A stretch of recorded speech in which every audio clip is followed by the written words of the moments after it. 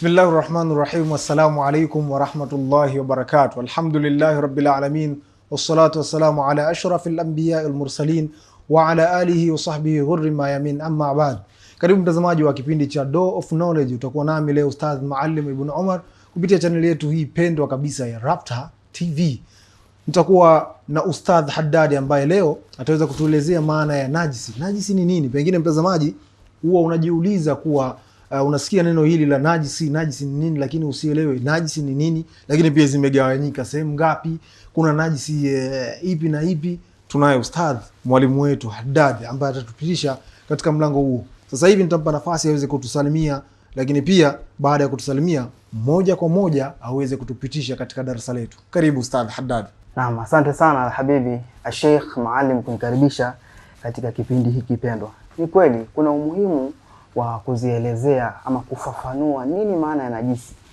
Moja kwa moja tukaangalie kilugha najisi ni nini. Wakatuambia wataalamu wetu an-najasatu lughatan.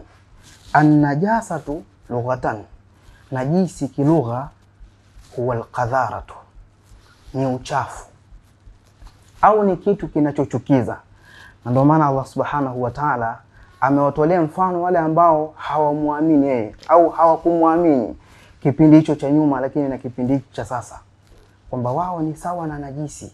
Katika sura Tauba aya 28 Allah Subhanahu wa Ta'ala anasema baada bismillahir rahmanir rahim, ya ayyuhalladhina amanu innamal mu'minuna najasun, enyi waumini tambueni ya kwamba wale ambao hawakumuamini Allah Subhanahu wa Ta'ala ni najisi, ikiwa ina maana kwamba yule ambaye atakuwa mbali na maamrisho Allah Subhanahu wa Ta'ala anahesabika ni sawa na najisi zingine. Kwa hiyo najisi kilugha ina maana hiyo, lakini najisi kisheria tunaambiwa shay'un mustaqdharun, ni jambo ambalo wanachuoni wetu au wanazuoni wetu wameona kinachukiza mbele ya Allah Subhanahu wa Ta'ala.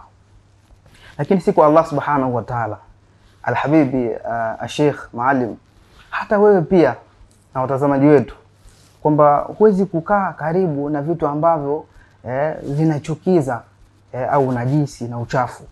Kwa hiyo kisheria ni kitu ambacho kinachukiza, lakini kubwa zaidi tukaambiwa yajibu izalatuhu, kuondokana na uchafu au kuondokana na najisi.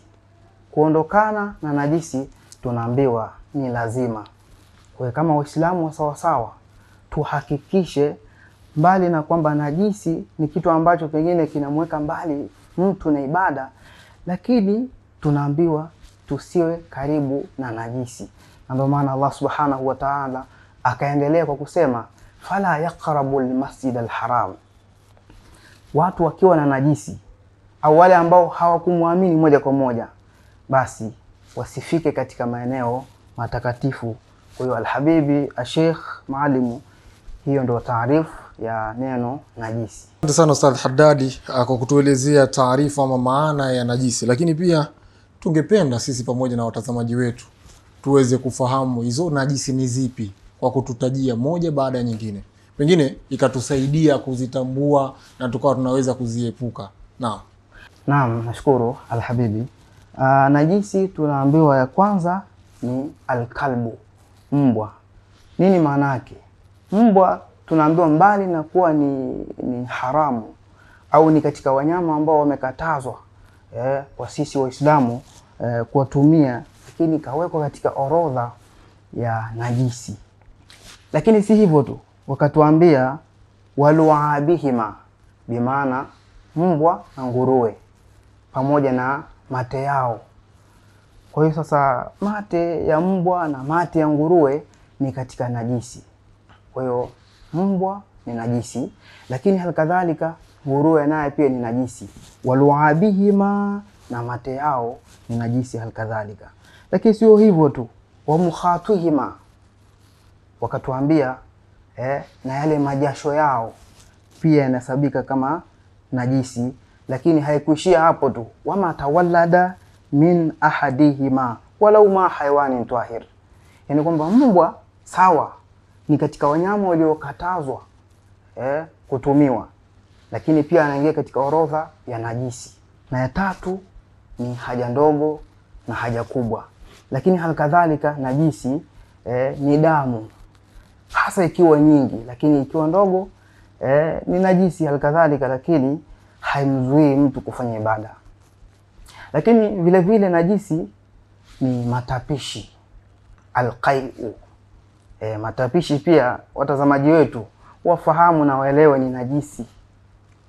Tushazoea kwamba najisi ni haja ndogo na haja kubwa, lakini wapo baadhi yetu hawajui kama matapishi ni najisi. Kwa hiyo fahamu na matapishi ni najisi. Lakini najisi nyingine tukaambiwa ni usaa. Usaa nao pia ni najisi. Lakini halikadhalika vinyesi vya wanyama navyo pia ni najisi. Kwa hiyo kwa ufupi, huo ndio mpangilio wa najisi katika somo la fiqh. Shukran sana Ustadh Haddad. Pengine kwa ufupi zaidi uweze kutuelezea zimegawanyika migawanyiko mingapi hizi najisi, ili mtazamaji wetu aweze kufahamu kwa hizi najisi pia zina migawanyiko yake. Labda tuambie migawanyiko mingapi, na hiyo migawanyiko utuelezee kwa uchache ili watazamaji waweze kuelewa. Karibu. Mgawanyiko wa najisi umegawika katika pande kuu tatu. Aina ya kwanza ni ile ambayo imetajwa kama an-najasatu al-mughalladha, najisi nzito. Najisi nzito ni kama tulivyokwisha tangulia kusema kwamba mbwa na nguruwe si katika wanyama tu ambao hawaliwi, lakini pia wanaingizwa katika orodha ya kundi la kwanza katika zile najisi kuu tatu. Aina ya pili wakatuambia ni najisi nyepesi.